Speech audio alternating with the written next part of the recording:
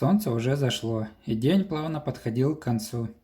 Я не успевал добраться к поселению до темноты, да и усталость после долгого пути начала брать свое. Мысль провести эту холодную осеннюю ночь в лесу мне не очень импонировала, но это, пожалуй, было наилучшим решением. По крайней мере, это лучше, чем бродить в темноте, потом сбиться с пути или что-нибудь себе повредить. А пока еще хоть что-то видно, надо успеть подготовить ночлег и чем-то поужинать. В качестве кровати я использую простенький однослойный гамак. Место моей стоянки – это склон небольшого холма. Палатку поставить проблематично, а для гамака поверхность не так важна. Надо только найти два крепких деревца, и чтобы между ними было расстояние в 3-4 шага. А с этим в лесу проблем нет.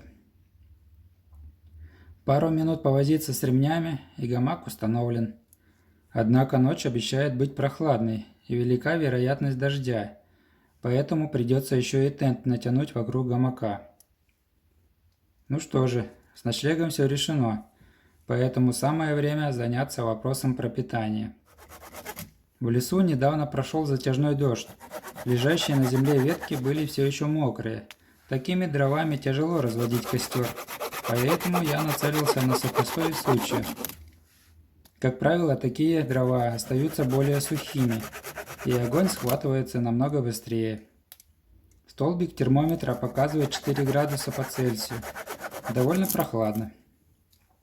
Однако работа с инструментами помогает быстро согреться. Это намного эффективнее любого среднестатистического обогревателя. Готовить буду на небольшой печке-щепочнице. Готовить на ней удобно, и дровишек требуется меньше, чем при готовке на костре. А чтобы огонь скорее разгорелся, я вылил немного растительного масла на дрова. С собой у меня была перловка и немного свежих овощей. Скоро эти ингредиенты превратятся в неплохое блюдо для ужина.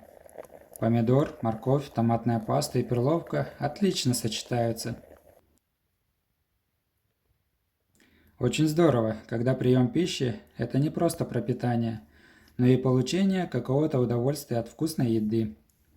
Это сильно влияет на моральный дух и настроение. А с отличным настроением и полным желудком ночевать одному в холодном лесу довольно-таки неплохо.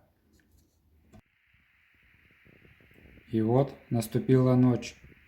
Недалеко я услышал какой-то шорох и решил посмотреть на источник этого звука. Но во тьме среди деревьев я ничего не смог рассмотреть. Да и звук вскоре пропал, и я вернулся обратно в свой теплый спальник. Возможно, это лесные духи решили составить мне компанию. И с этой мыслью я моментально провалился в сон. Так и проспал до самого утра. Очень не хотелось вылезать из спальника в холодное утро. Но сделать это надо. «Проснись и пой», как говорится в одной известной песне.